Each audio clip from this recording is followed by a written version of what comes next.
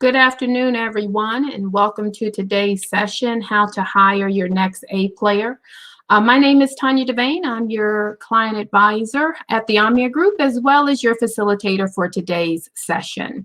I would ask that everyone direct their attention to the chat, and I would love to know, one, where are you from, or where you are joining us from today, as well as if you are hiring remotely, or excuse me, if you are conducting your interviews remotely, or if you're doing them in person, or maybe it's a mixed bag, maybe it's a little bit of a combo. Here at the Omnia Group, we are located in Tampa. All of our employees are currently working remote, and so we are currently conducting interviews remotely as well. We've hired on a few interns here recently, as well as a couple of employees, and we did it all remotely using our technology of Zoom and Teams. So thankful that we have that type of technology that allows us to conduct those interviews, because it is nice to see the individual, face to face, or excuse me, see their eyes and see their body language, and not all of that can be captured when we're doing the interviews via phone only. So I see here that we have look like people are doing a little bit of a combo, a little mixed bag. We have Canada, so welcome our neighbors from the north, that you're conducting interviews in person. And Julie, I see you're doing interviews in person and remote, Montana. We have Eileen, which is from, from Philly. And then we have Casey from Fresno, California, hiring remotely for remote workers only. Oh, that's interesting.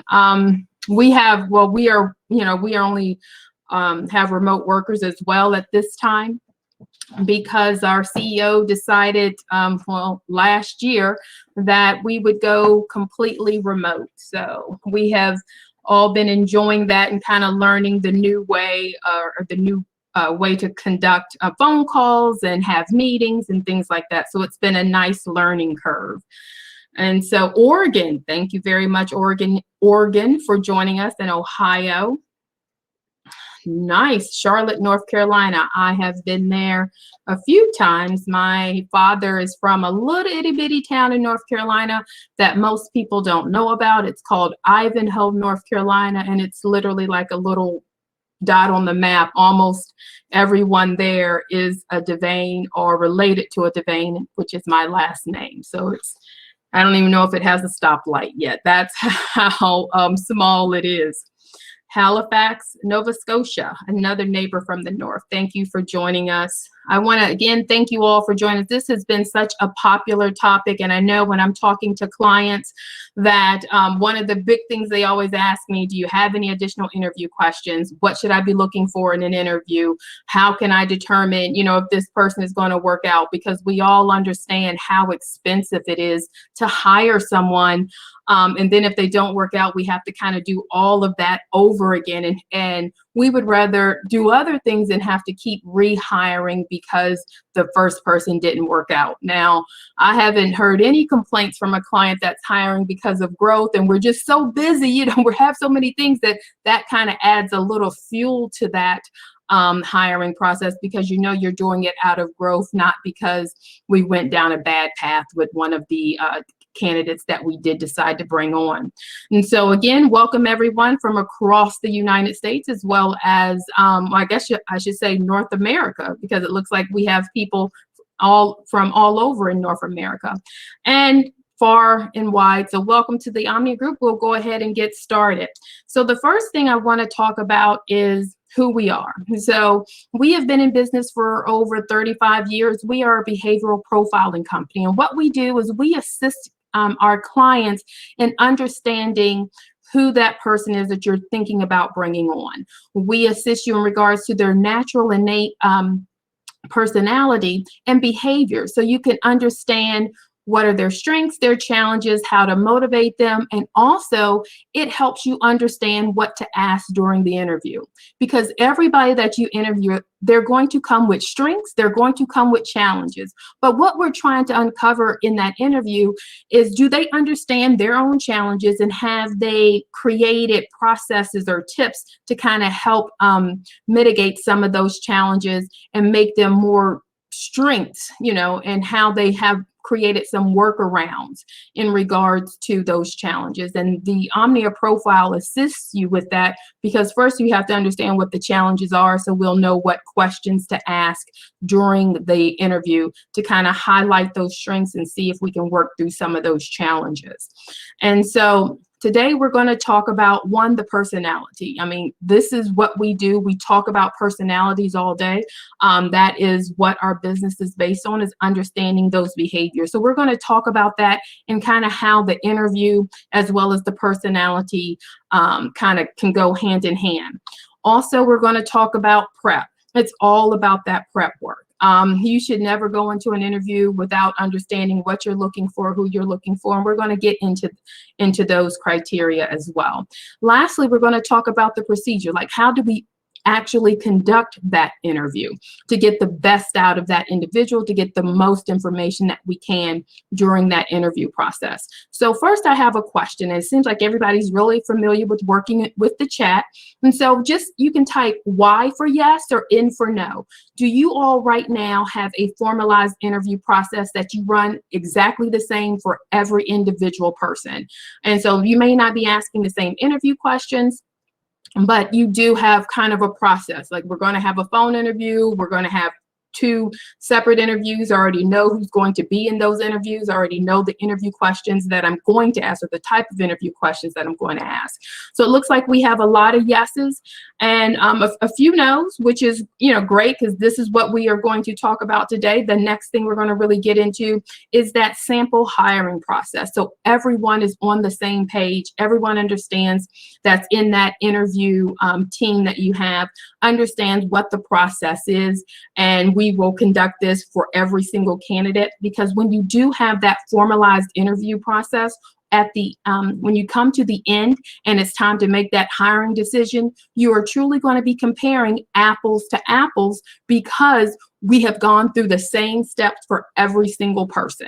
And that's why, and that is a way to ensure that you are truly getting the top candidate, and you're not favoring one over the other because one person didn't have to do the cognitive assessment, or one person didn't have to do a personality assessment, or maybe that person only got the phone screen and didn't get a formal interview. We're going to cut all of that out, and everybody's going to go through this 10-step process. I know 10 steps may seem like a lot, but just imagine, when you go down the wrong path, think about that bad hire. Wouldn't you have rather, I'd rather have gone through 10 steps than to hire, Joe over there. So let's go ahead and start about the hiring process. And so this is all goes along the lines of when we're prepping for that interview and getting ready for the interview. It's part of that hiring process. The first thing is the position requirements. And you don't have to worry about trying to take a screenshot, because Emma, my co-host today behind the scenes, she's going to pop up a link to the 10-step hiring process. And so, you can just kind of listen and not have to worry about taking a screen grabs. So the first thing is the position requirements. Thank you so much, Emma, for popping that up for us.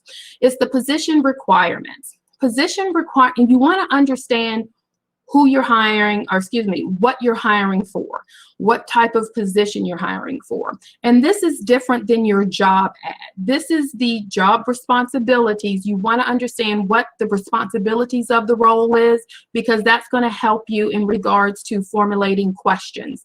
If you don't have a job description, I would implore everyone to kind of write down some 3 to 5 main responsibilities for every role. So even if you don't have a formalized job description, understand what the main responsibilities of that role is, as well as the main goal of that position as well. So the first thing you want to do in that hiring process is understand the position requirements, because that's going to set you up for getting the interview questions. The next thing are the company benefits, because understand when you are interviewing that candidate, guess what? They're also interviewing you as well. So you want to know, why do people want to come work for us? Like, is it that now we have 100% remote, or we have an amazing benefits package or insurance? Excuse me, I'm sorry. And or maybe we have, unplug Fridays. I just had a friend who their CEO said that every Friday in April, they're going to unplug at 3 o'clock. So, do you have these little spiffs and exciting things about only your company offers, and that's why you should come work for us? So you want to understand why people should work for you, as well as, what are you looking for? The next part of that process is the recruitment. And I got so many questions, because we ask you to ask if there's any questions that you would like us to answer during the session. I can't tell you how many questions I got in regard to recruitment, and that just kind of validates everything that I'm hearing from my clients on a daily basis too. Tanya, where do I find great candidates? And I know, because everybody is searching for these star performers, these A players, so that pool can sometimes be a little small. And besides the usual job boards like Indeed, Monster, I know here at the Omnia Group, our clients, can sign on with us and also sign up for our applicant tracking system, which is tied to Indeed. So when you post an ad, it goes to Indeed as well. So definitely using the job boards, which I think, a lot of people know about. And then the other ways that I would recruit is, one, when you're just out and about. I know when I was a hiring manager, I was always in recruit mode. If I was at a restaurant, which I know may be a little more limited now because we're not out as much as we were, but during phone, now we're doing a lot on the phone. If you hear someone that's giving you great customer service, that could be a potential part, especially if you're working remotely. That could be a potential new hire for you. And so always be recruiting when you're out and about, when you're on the phone, listening for great customer service. College boards are sometimes looking for local businesses that have openings, and they will let you post there if you're looking for recent college graduates or individuals that are in school. Your associations, I know I have a lot of clients who are members of associations. Getting on their job board is beneficial as well. So I'm checking to see if they do have one, as well as any specialty associations that may be a kind of a niche for your particular business. That is a great place to recruit as well. Networking events, even if you have them virtually, those are great places to recruit. And so outside of the job boards, just think about the people that you come across on a daily basis, and start thinking about, can I recruit that person, as well as your local colleges. Those are great areas to recruit. And then next is the resume review. And I had a question about that as well. Like, how can I, get out of the fluff of the resume and get to the reality? And one way is because I always call the resume the marketing slick. No one on their resume is really telling you, yeah, I called in sick, I wasn't really sick, or yeah, I missed a couple of days, I missed my goal, for 2 quarters. Nobody's saying that on their resume. So the resume, I really truly only look at it as a marketing slick, marketing collateral for this individual. But how I'm going to get, see if they are just faking it till they make it, or if they are the real deal, is going to be in that interview. But I want to be able to review that resume to see what parts I'm going to kind of investigate during that interview. What about those gaps in time? I want to understand and see if they have a good explanation of why, they had that month gap or that 3-month gap.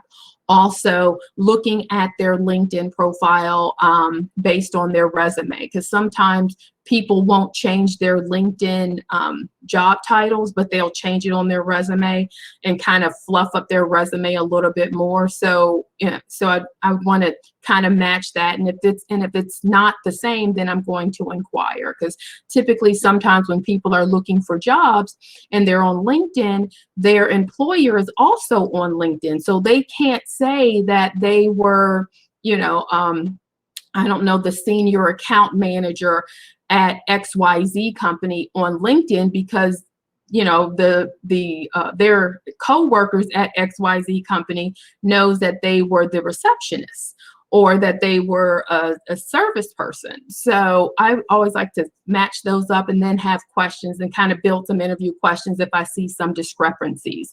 And so that's one thing that I look at when I'm looking at the resume. I'm also looking at, have they quantified things? Sometimes, you can go out and have Microsoft, or there's so many different services that can build that can help you build your resume. And so sometimes those services don't quantify because they are kind of like, they are doing it in bulk, meaning that they just have statements that you can pull to create this resume. And so I look for quantifiable items as well. And sometimes I will kind of copy their parts of their resume and put it in Google and see if I find it someplace else, where then I'll kind of know maybe they used a template of some sort, or they copied a resume from someone else. And so those are a couple of things that I do when I'm looking at the resume. Next is the phone screen. And so the phone screen should be about 20 minutes.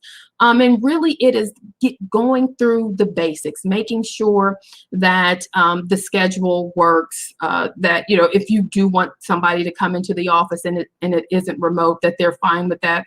Or it could be the opposite, that if you are moving to a remote environment, is that okay with them as well? Do they have a place where remote working can actually happen? And then, I don't get too much into salary, but I do want to understand their salary range to make sure that we are in the same ballpark. But this is, I look at the phone screen as a quick screen in regards to, I don't want to interview everyone if I don't have to. If people, sometimes I can disqualify them or they can disqualify themselves during that phone screen. And then next is the Omni Assessment. This, you want to now take in read the Omni Assessment, understand it, send out the assessment, and so you will know what to ask them during the interview based on their personality. And then we're going to have the interviews. And as you can see, I have the S in parentheses because you should be conducting more than one interview. I know that was another question that we received in regards to how many interviews and how long should they be.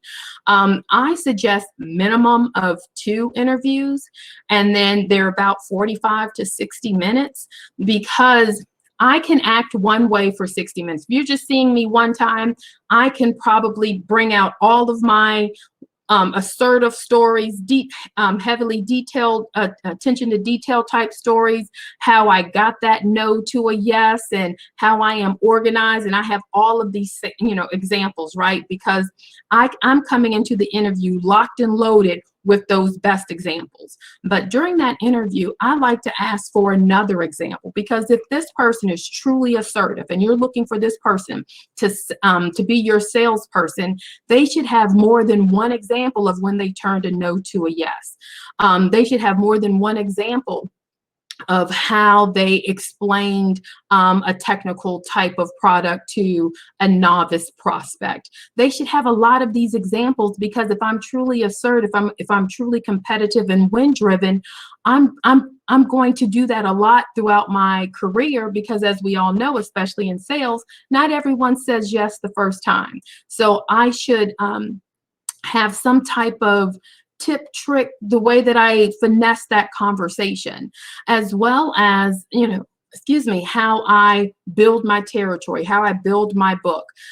So I have to understand, one, we go back to that position requirement. And if we're talking about a salesperson, a sales position, is this position going to be given a book of business? Are they expected to build the book from the ground up? Are they given warm leads? Are they given cold leads? Are they just given a book of here's the telephone book. I know I'm kind of dating myself because I don't even think they make the telephone books anymore, but kind of like, here's a list of leads, go ahead and make that call.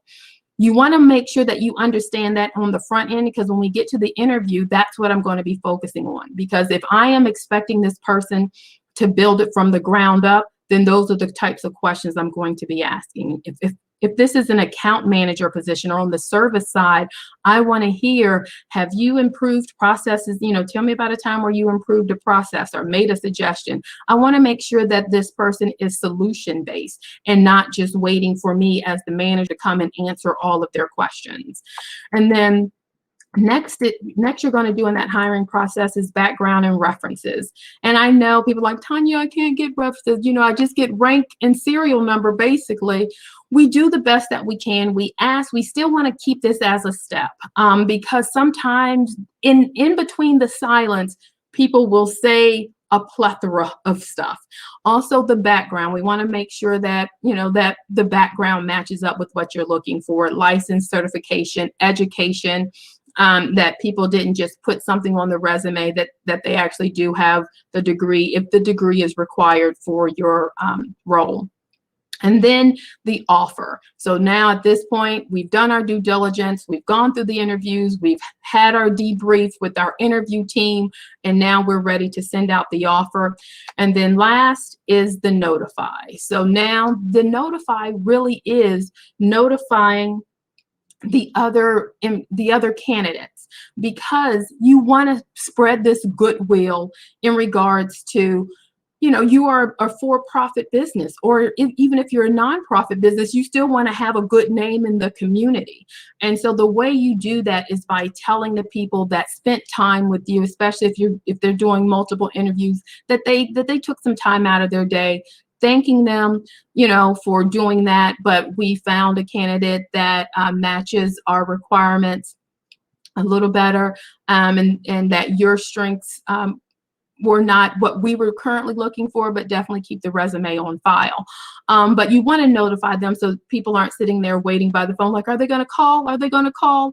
And then that's going to provide you goodwill out to the community as well.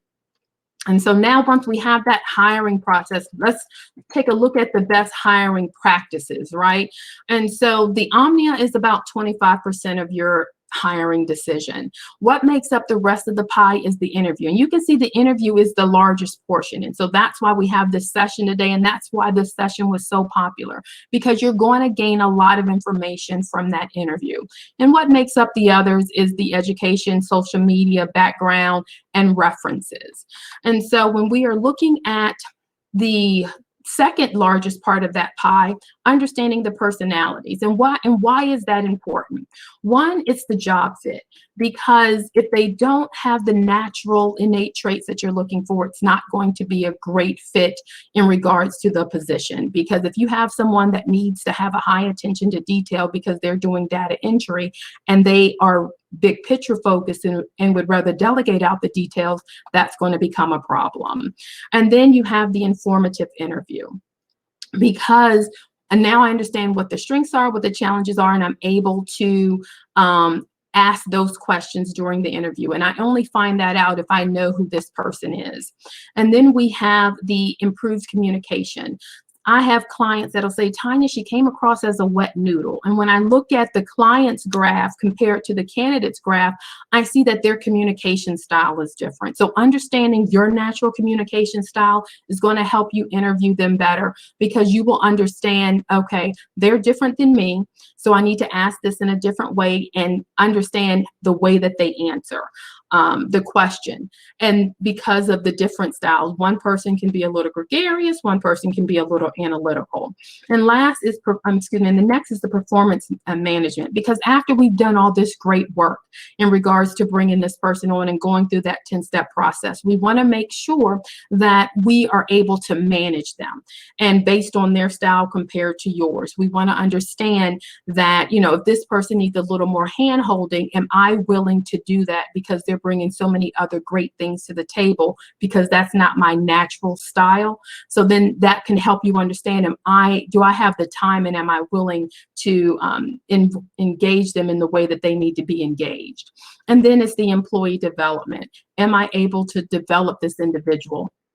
And what makes up those different personalities are these 17 different personality styles. So everyone you interview, and yourself included, you're going to fall into one of these 17 styles. And so you can see there's 17 different ways this person could present themselves, right? And if you are at complete opposites of that individual, you could think of that person could be the wet noodle, or it could be on the other side. That person was just so talkative, like they just kept going on and on, and I just wanted them to get to the point. It's just a different communication style. They fell into the networker style, and you are more of the problem solver.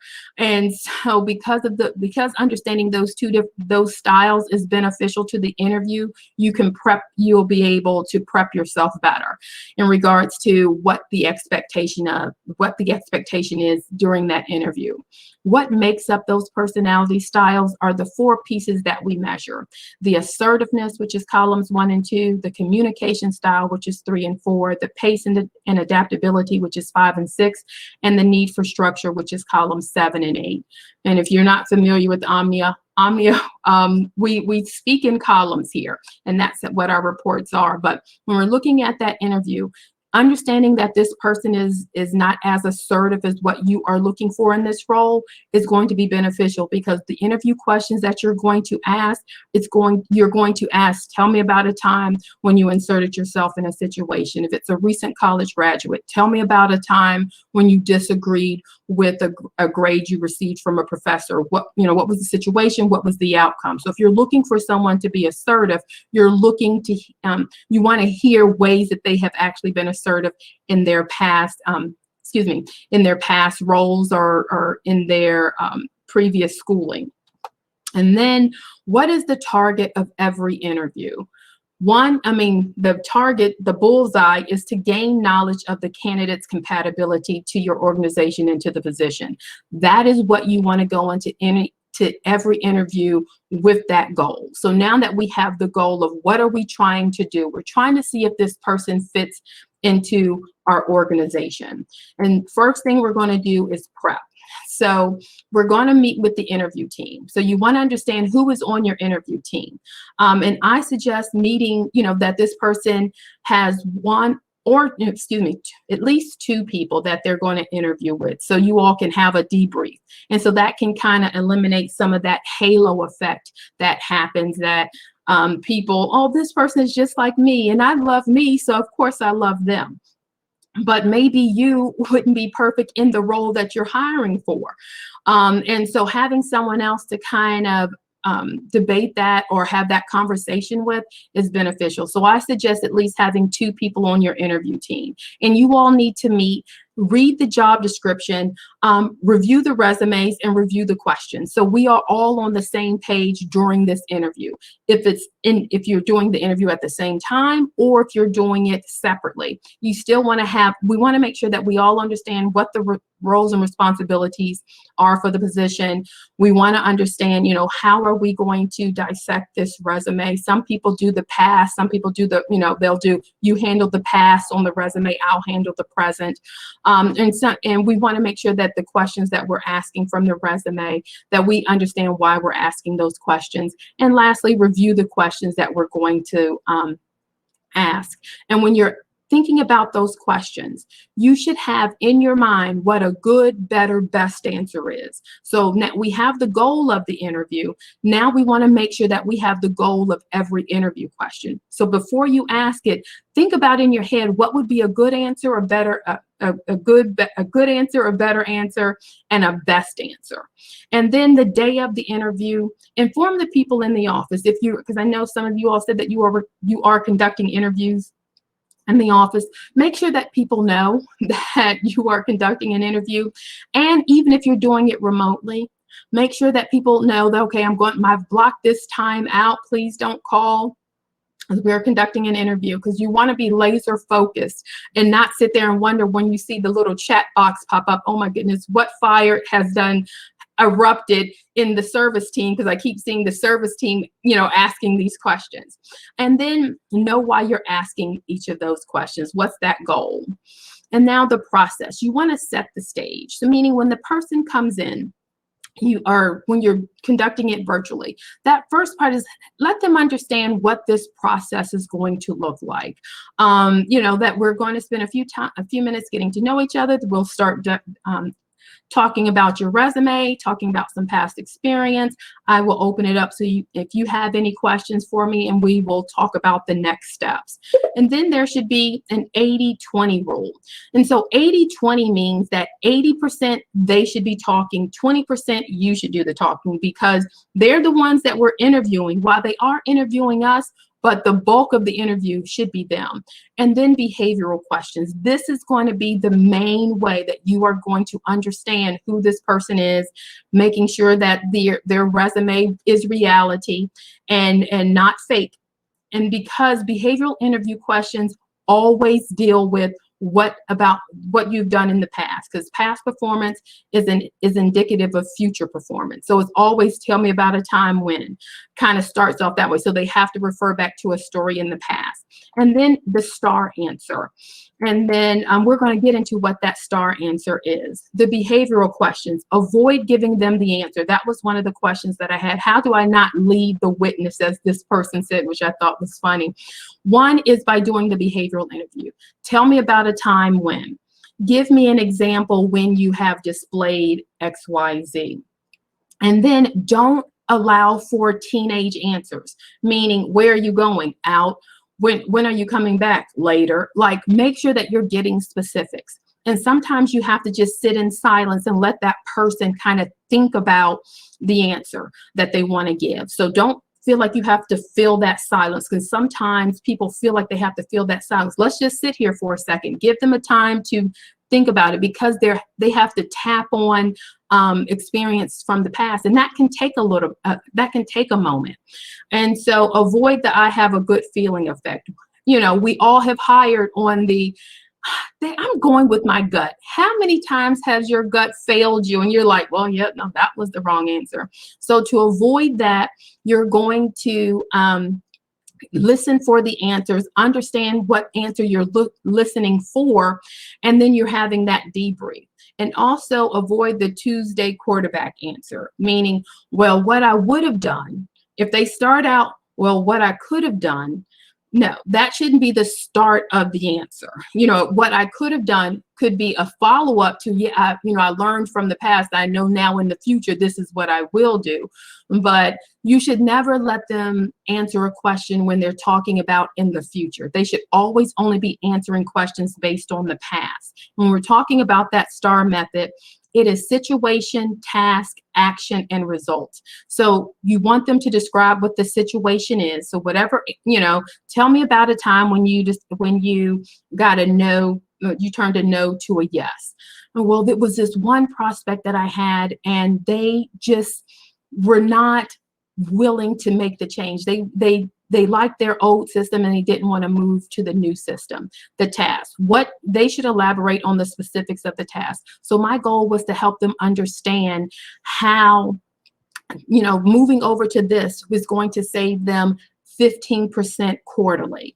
And so I had to pull the numbers in regards to what they were currently spending. If they went with us, what they would be spending. And I knew that it was 15%. And then the action that I took, I created a PowerPoint. I made sure that I had all the decision makers on the call, and then the result, they went with us and we saved them actually 20%. And so, so that is, I mean, that was a very quick kind of star answer response, but that's what you're looking for. You're looking for specifics. And if they're not giving it to you, make sure that you ask for those. And as we come to a close, the reminders: identify the behaviors that you need for the role. Because without us understanding that I'm looking for someone that's detail attentive for my account manager, I'm not going to know to focus on that question or focus on those types of questions during the interview. You want to do multiple interviews, because I can pretend to be this vivacious or, gregarious, salesperson, for 60 minutes, but then when I come back in for another 60 minutes, I may not, or you may see some things that you didn't see in the first one, because now the person is a little more comfortable with you. So they're a little more relaxed, and that's when things start to slip a little bit, when they're not on guard so much. And then take a lot of notes, because we want to make sure that when we get to that decision table, that I'm like, well, you know what? I did like them, but I can't remember why. And what's going to help you is the selection companion. And Emma's going to pop up another link for us that includes the selection companion. This is a great way to help, and everyone that's on the interview team should have this selection companion, because when we come to the meeting of the minds, or when we come to that debrief, we're all going to come with our piece of paper and says, okay, what did you give them for number one? And there's a note section there, so you can say, this is why I did that for number one. So it's not, so we're going to leave our gut alone and kind of go with the facts and have a very objective view of who this person is. And then lastly, you have that debrief. And so when you are looking at the interview and you're looking at the behavioral piece, this is why we offer a plethora of reports. And one thing that we're going to offer you all today is the professional development report, because like I stated in the beginning, you want to know who you are, and it takes 15 minutes to complete. And so you can understand who am I as the interviewer, so I will understand how I come across during the interview, and why this person may be coming across as a little chatty to me or a little reserved. Is it because they actually are this person, or is it because they're opposite of me? But first I need to understand who I am. And so Emma's going to pop up how you can click on the link and take a free assessment. Like I said, it only takes you about 15 minutes to complete. And now we have gotten to the question portion of the session. And then one, do you agree or disagree? Without data, you are another person with an opinion. Well, I agree. Yes, we do need data. And Omni assists you with that data in regards to who that person is. And without that, you start going with your gut a little bit more, because you don't know what areas this person is coming to the table with that are challenges. And then last, for additional resources, definitely go out to omnia.com. And Emma's getting ready to pop up some interview questions, which I got a lot of asked for during when I was going through the questions for this session. It is about 9 pages, or I can't remember exactly how many pages, but it's more than 3 pages of interview questions, and it kind of breaks down the subjects like general interview, assertiveness, and loyalty, those different types of interview questions that you'd want to ask. And that's how you can start pulling your interview questions that you would use for an interview. And so now I'm going to open up to any other questions that you all may have. And I know we have one here. What recommendations do you have for a virtual interview? Never done this. We have Teams. Teams is a great way to conduct it. Also, I've seen people do Zoom as well to conduct those interview questions, or excuse me, to conduct those interviews. Both of those are great ways because they have a video component. I know more people are familiar with Zoom than Teams. And so with Omnia, we do a little bit of both. We started out with Zoom, but now we do Teams as well. But when you're looking for video offerings or to conduct interviews virtually, you want to make sure that it is a format that is easily accessible to most people, and most people will have those, and that most people can access. Another interview question, we got was how to know if they can figure things out, was another interview question that we got. So basically, if they can get it. The Omnia offers a cognitive, which is separate from the personality assessment, because sometimes you will have a candidate that seems great, they interviewed well, you brought them on, but for some reason they keep asking the same question over and over, and it's about they were a great fit for the role, but maybe cognitively they're not a great fit. It's kind of like, I can teach you, but I can't learn it for you. And so if anyone is having that type of issue, I would definitely suggest adding a cognitive component to your hiring process, because cognitive is going to come back and bite you if you do not understand that on the front end, because the person will slow down the works a little bit because they're not able to grasp concepts and apply those to different situations. So I'm having to repeat myself over and over. Another question I got was how many interview questions should how many interviews should the person have? I would say at least 2. And then they should again be about 60 minutes each. And I would have multiple people in the interview, would be my suggestion. Can reports tell if the candidate is being honest? That is a great question. Our reports do not detect honesty. We do have some things in place. It's energy, perspective, and intensity that can say if this person is stressed, and if somebody is trying to be something that they're not, they're usually put themselves in a stress state. So I'm not saying that we can definitely detect if the person is being honest. We can tell you if this person is under stress, and then at that point during the interview, we're going to investigate that a little further. How many is too many interviews? Anything over 4, unless it's a truly complex C-level role that you may want to, have multiple interviews. But if you, the way to combat having too many, you may want to start doing a panel type of interview so everyone can kind of see the person at one time, would be good. And when we interview in teams, and what tends to happen is we all agree up front, but later comments come out. And for me, it's hard to make a hiring decision because of all of the comments.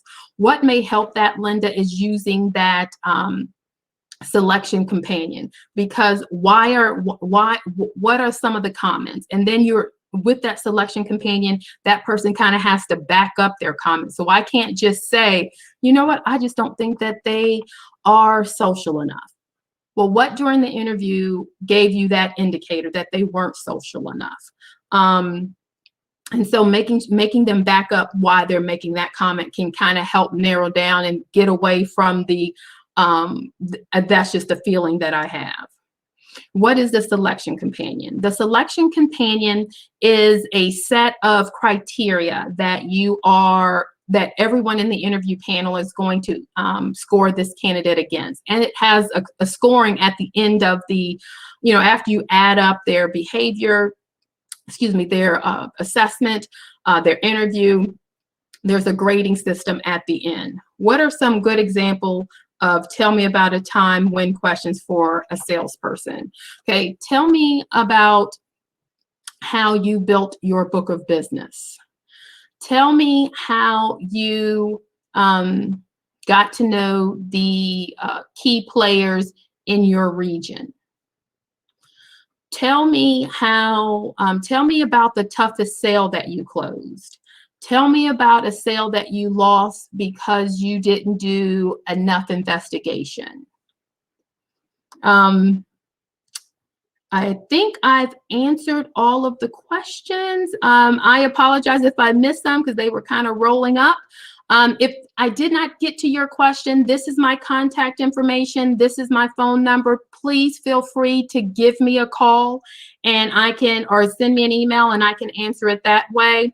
I want to thank you all for joining me today. Oh, I feel like I have one more. I think I can get one more in before I let everyone go. When would you or should you let them see their profile? Thank you, Todd.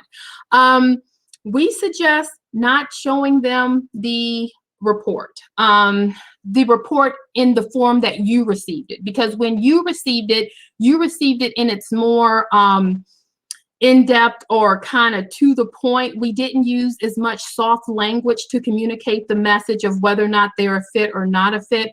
We suggest actually taking their answers and giving them one of our self-awareness suite type of reports if you are bringing them on.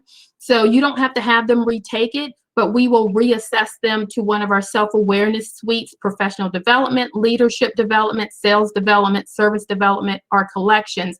And that is a report that is meant to be shared, that you can give it to them, and then you all can have that open dialogue. The reason we suggest not giving them the report in the form that you receive it is because people will get defensive and they will start trying to defend their point instead of taking the information in as a learning piece. When we put it in the self-awareness suite, because it's meant to be shared, they can start taking it in as a learning part and not that they're trying to defend, you know, the way they are.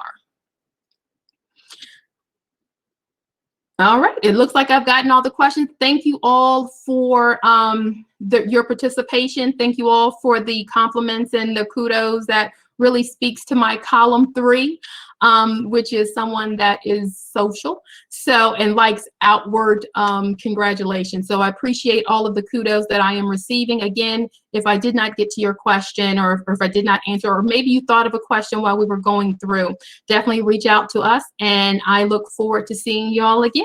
Thank you so much, and everyone have a great rest of the week.